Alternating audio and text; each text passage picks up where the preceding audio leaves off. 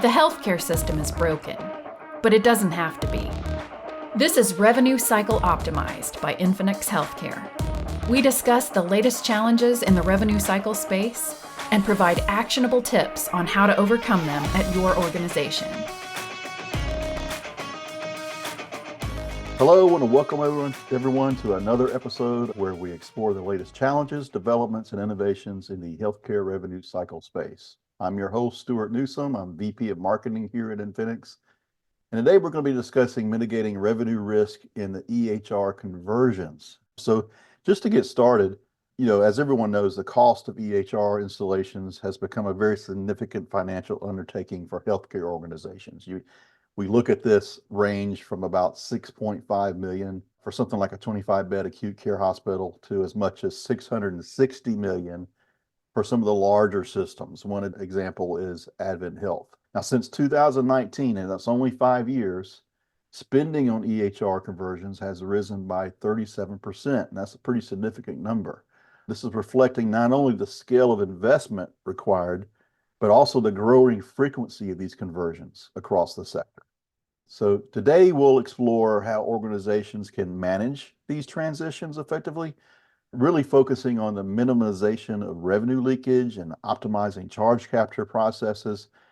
And brought along an expert that can tell us all about that is going to be Ron Kero. He's our Chief Development Officer at NI2. It's our hospital division. And he really brings a wealth of experience and insight into these challenges. He's been on before, and I can tell you, he knows exactly what he's talking about. So, hey, Ron, how you doing today? Hey, Stuart, I'm doing great. I appreciate the opportunity to hang out with you again and share a little bit of what we've learned, as hospitals are going through their conversion journeys, specifically in relation to charge capture optimization. That's awesome. So, we'll dive right into it. I know that there's a couple of facets that seem pretty straightforward, but as we all know, things are a little easier said than done. So with that said, what are some crucial insights you can share for organizations when they're planning or maybe currently undergoing an EHR conversion? Yeah, Stuart, thank you for the question. So I think we have a number of insights, and this is based on, we've talked to lots of organizations over the last couple of years that are considering conversions, are well into a conversion, and right, they're all hair on fire, heads down, buried with too much to do, to organizations that are post-conversion.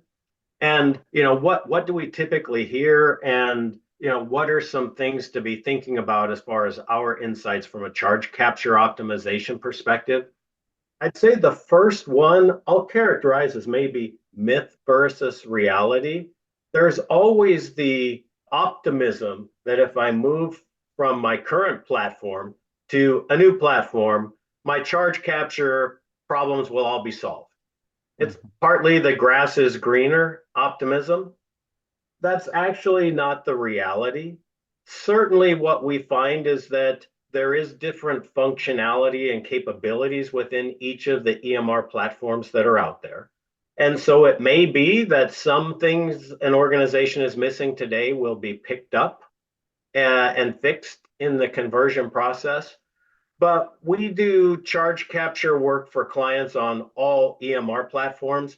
And what we find is that the overall financial revenue lift opportunity from fixing revenue leakage is pretty much the same regardless of EMR platform an organization is on. So that's kind of insight number one, is have a more realistic view that you'll fix some things, but you'll also probably introduce some more challenges, and net, you're going to have similar opportunities for revenue optimization from charge capture on all of them. I would also say definitely there's a downside revenue risk. As I talk to organizations, I find many a year after the conversion still have a lot of people doing manual work trying to find what broke and where they're missing charges. And so, as you just shared how much organizations are spending to go through the conversion process, the last thing an organization can afford is to have further revenue erosion as you get going into the transition journey to the new platform. So, and I think lastly, there's a missed opportunity.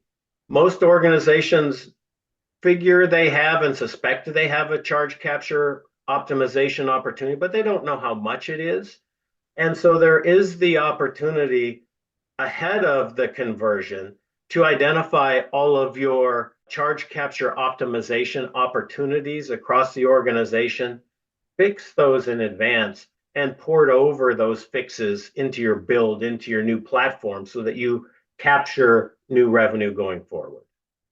So I would definitely recommend, as a takeaway, invest in charge capture optimization as a key component that you focus on in your conversion journey.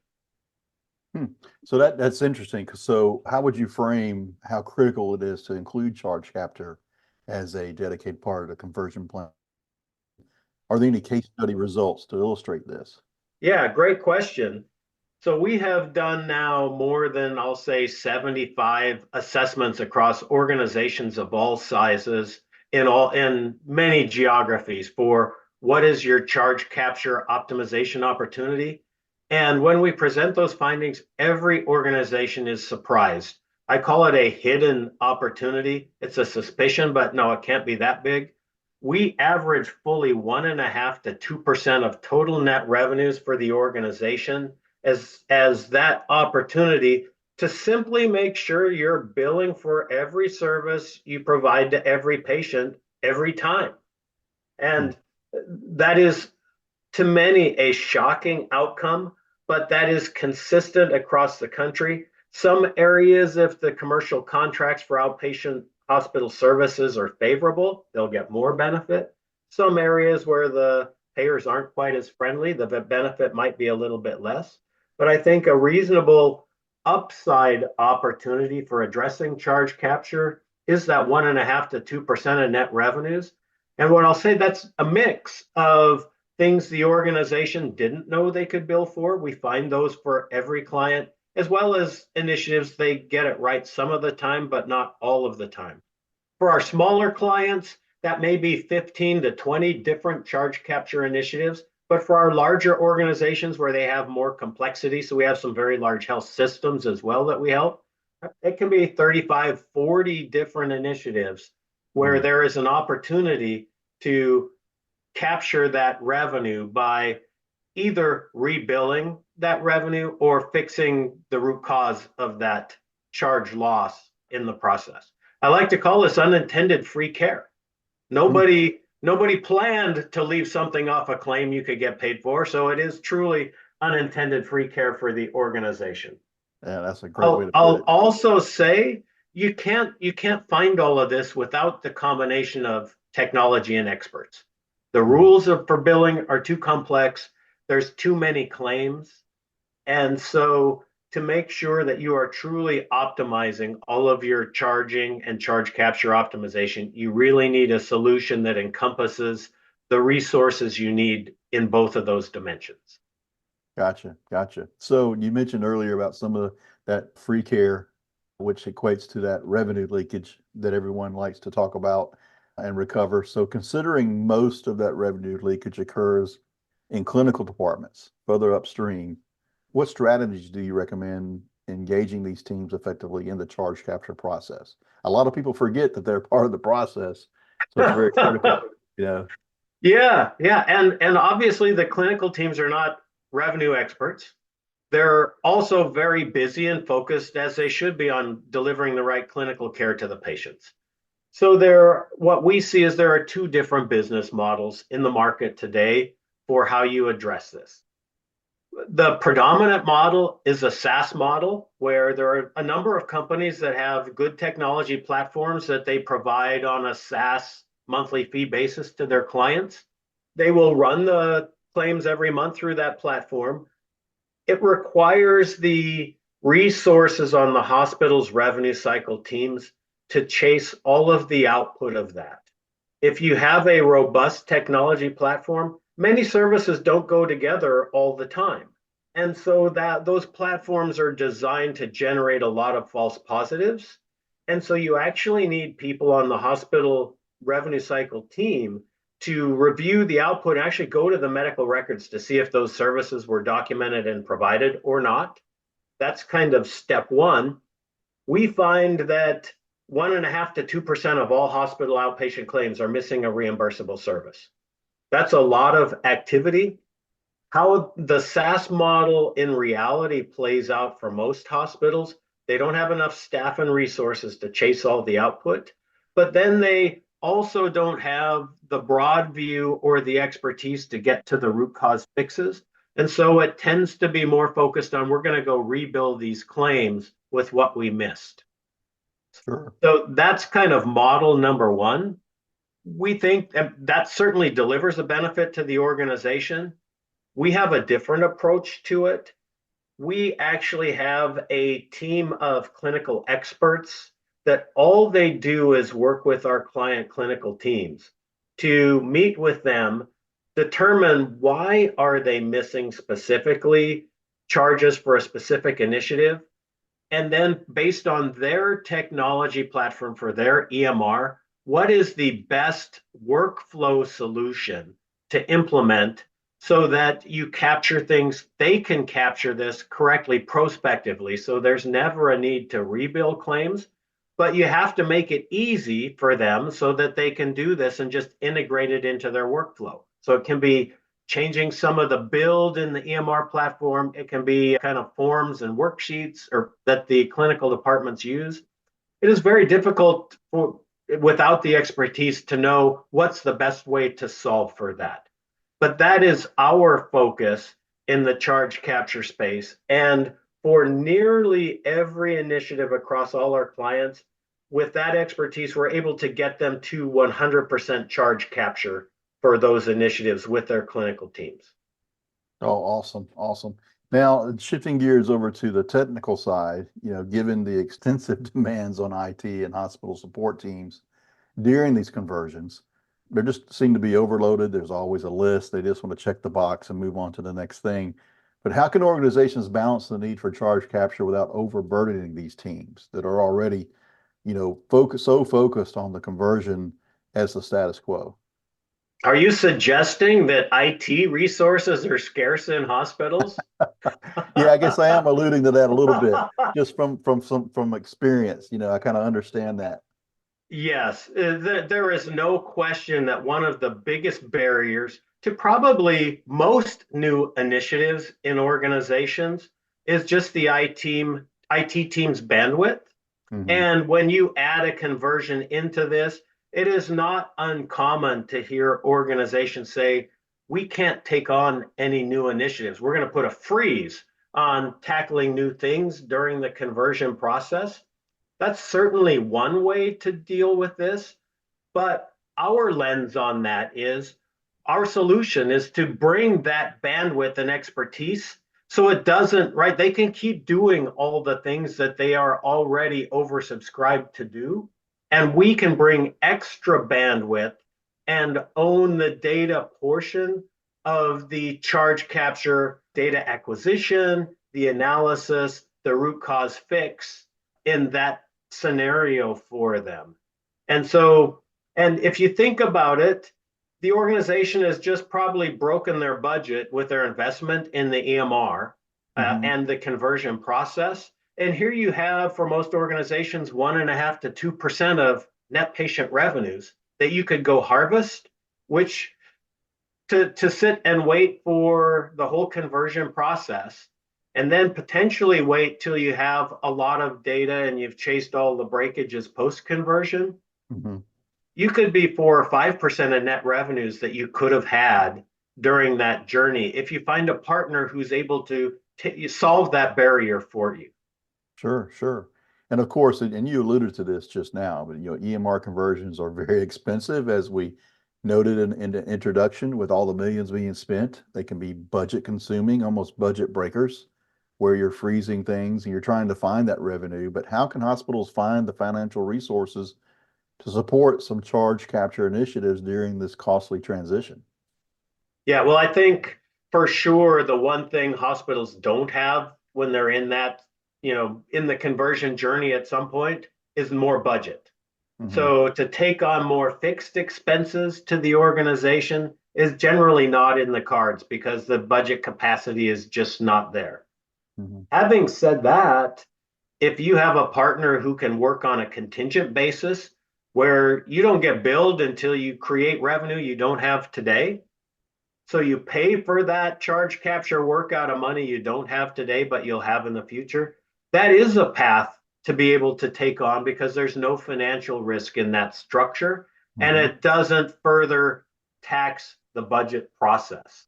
And so it's a very effective strategy for solving for the financial handcuffs of we didn't have enough money to begin with, and now we're embarking on this EMR conversion journey. Nice, nice. So then we talked about money, we talked about infrastructure, the technical side of things. So now we're going to talk about timing. So when is the best time to engage help to charge capture during EHR conversion processes? Yeah, so I will say any time is a good time. The best time for certain would probably be the moment you decide that you're going to start your internal teamwork. That's the time. It's usually call it a 12-month window pre-conversion Mhm. to take a snapshot of your history, do an assessment, understand what your opportunities are for charge optimization, and implement new best practice workflows, fix those today, capture the revenue, and still be ahead of your build in your new EMR platform so that you can take all of those new best practices for those known initiatives and build them into your new EMR platform. So you solve for the past, capture revenue now, and then don't repeat your mistakes or what you were missing in the future in your new platform. That also, if in how we work with our clients, once they do the transition to the new EMR, we Mhm. can then immediately look at all of their claims coming out in the new platform and find if there's anything else that didn't go well in the conversion from a charge capture standpoint. And there are always things. And this way, you don't have to wait a year or 2 years, or maybe never finding that you used to bill for this and now you're not because Mhm. there's just too much. And we'll catch those right away. And then again, do the for that EMR, what's the best workflow changes in that configuration to fix whatever caused those charges to be start missing going out on claims. So that's ideal state, but anywhere in the journey is fine. One way, so we're talking with an organization right now, they're converting in September. Well, this is still a fine time for us to come in and assess because a couple of things. One, they're struggling from a budget standpoint. We'll Mhm. be able to tell them sooner rather than later how much revenue lift they have a chance to capture going forward, and we'll know what wasn't working in the prior platform and be ready to tackle those in the new platform if it stays broken.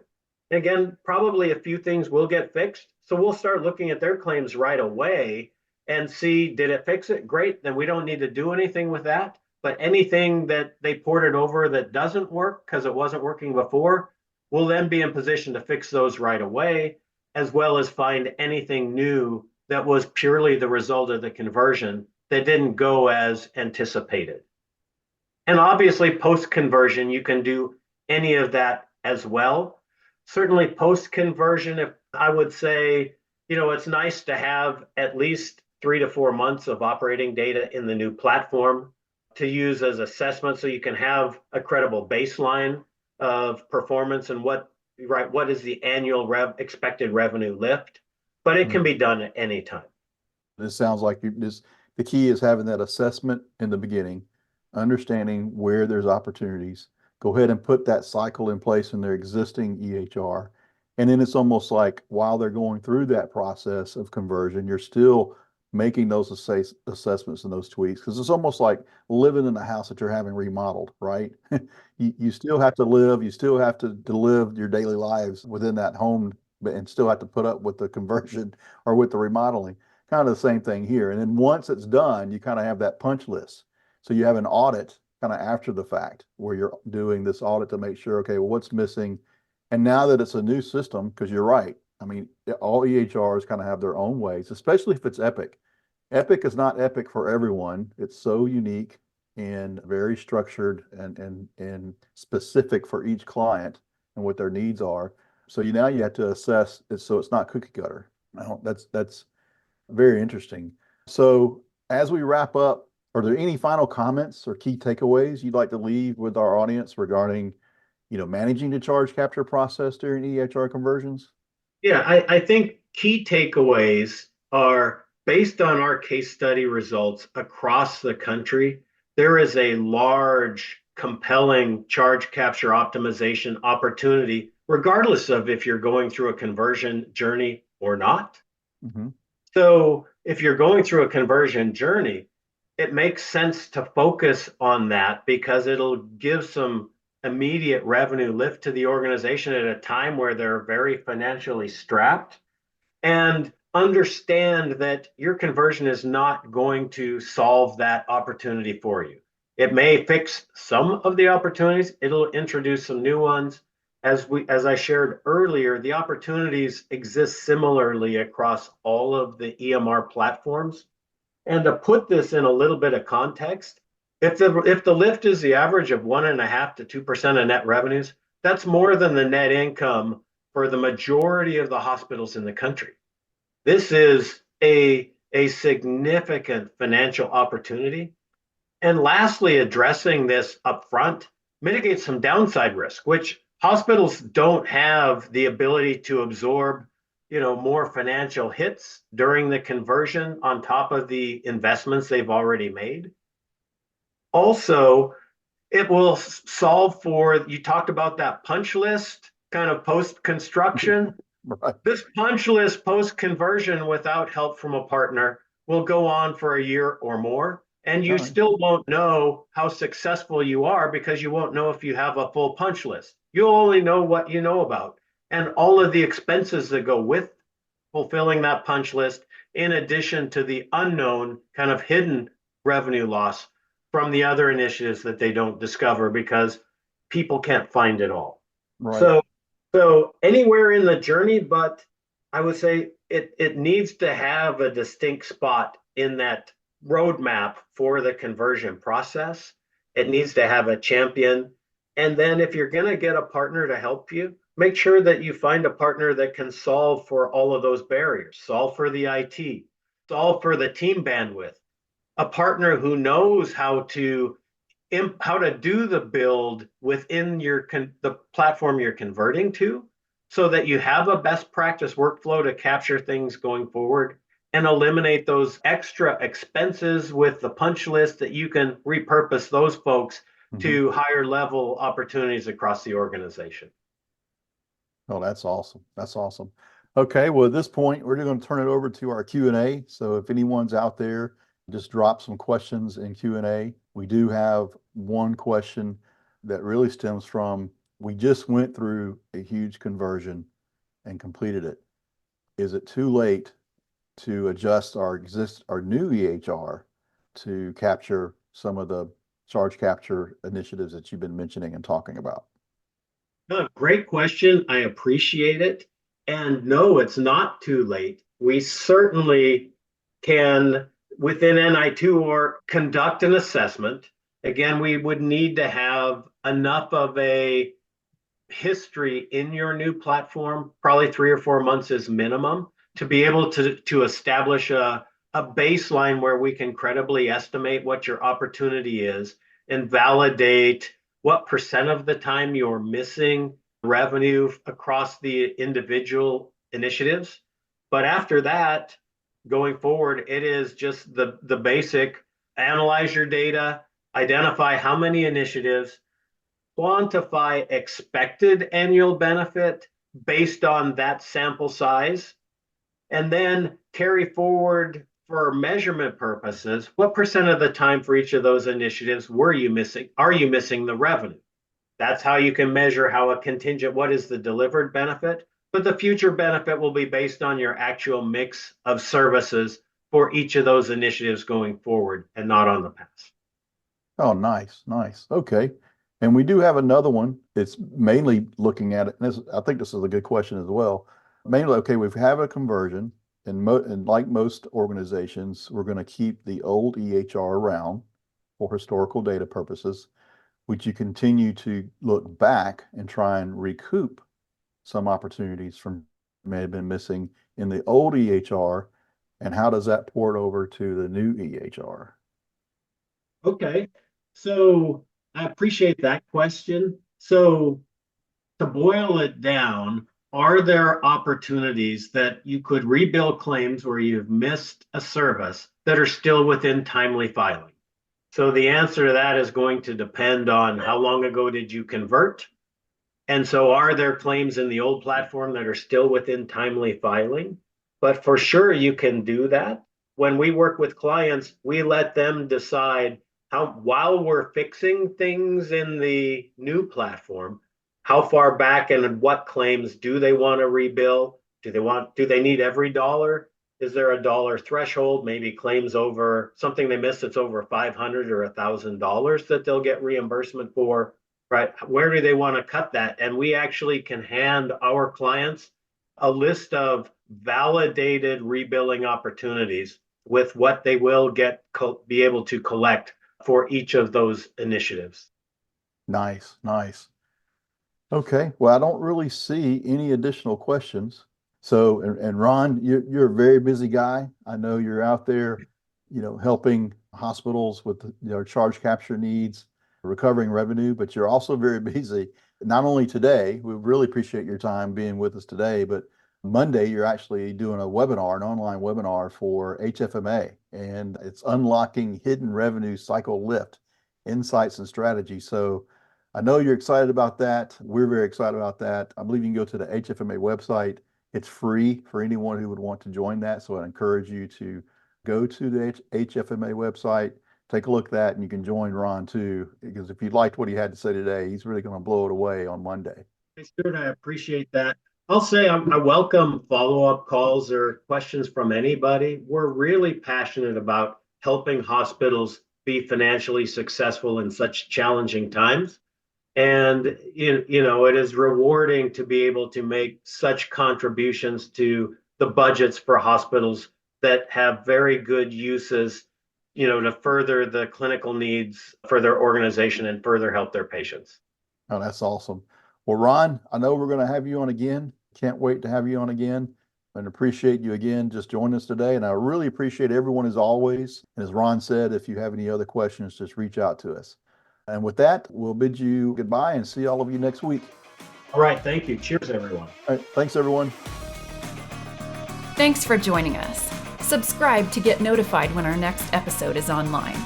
For more information for how we can help you increase reimbursements at your company, check out our website at infinx.com. That's INFINX.com.